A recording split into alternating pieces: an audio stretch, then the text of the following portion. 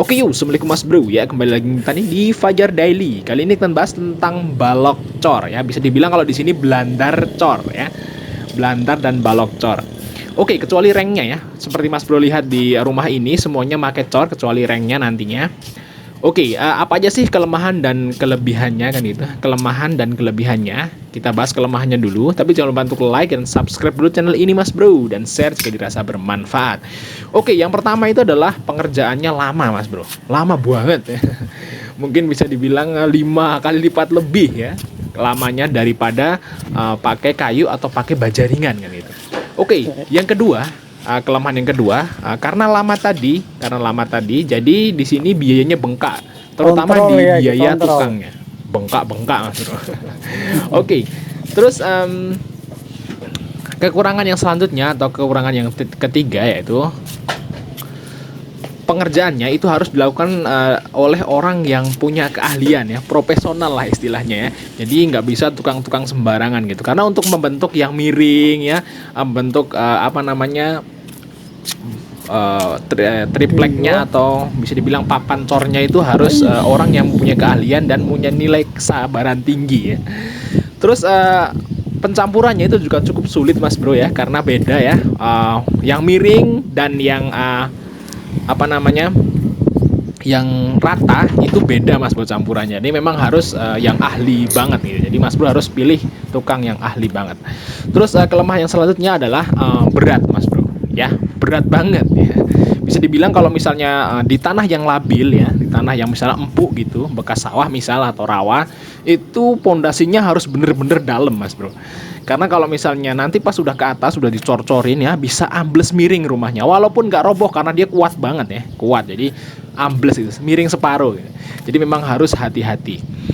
Oke, selain dari kelemahan yang tadi, tentu ada kelebihannya mas bro. Kita bahas kelebihannya ya. Oke, yang kelebihan yang pertama tentu ya, strukturnya sangat kokoh mas bro. Jadi dari bawah ya, dari pondasi nyambung ke atas sampai ke genteng itu kokoh sekali mas bro. Misalnya mas bro ancurin semuanya, sisain itu bisa berdiri mas bro ya. Apa namanya, cor-corannya itu ya. Jadi rumahnya habis semua itu masih bisa berdiri. Oke, yang kelebihan yang kedua itu sangat awet ya. Ini nggak bisa dipungkiri karena cor ya, dia paling awet mas bro dari konstruksi atap manapun kan gitu ya. Baja ringan tetap kalah, kayu apalagi kan gitu. Oke, yang kedua tahan terhadap api dan air mas bro. Ya ini kebakaran ya, misalnya Pak udah pakai struktur seperti ini sampai ke atasnya pakai cor ya baloknya. Nah itu kalau misalnya ya moga-moga enggak ya kebakaran misalnya habis semua ya, habis semua pasti masih sisa tuh balok cornya, itu masih dipakai lagi bisa mas bro, tinggal dipasangin bata lagi, seperti itulah kasarannya ya.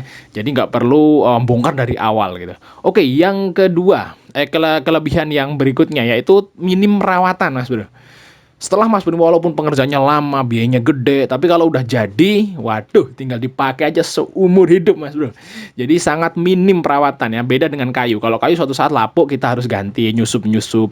Baja ringan juga sama, baja ringan lama-lama kalau kena angin terus kan dia lodek, lama-lama lepas harus diganti. Kalau balok ini udah istilahnya itu permanen, seperti itu mas bro. Kecuali kalau mas bro pengen pindah rumah, bikin lagi.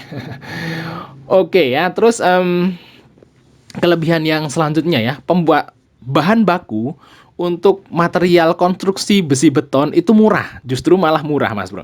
Besinya kan cuman pakai pasir, air. Yang bikin mahal dan lama itu pengerjaannya mas bro. Kalau bahan bakunya itu lebih murah dari kayu, akhirnya lebih murah dari baja ringan mas bro. Oke, mungkin sekian informasi dari kita tentang kelebihan dan kekurangan balok cor gitu untuk atap mas bro. Semoga bermanfaat ya mas bro, tinggal pilih mau yang mana.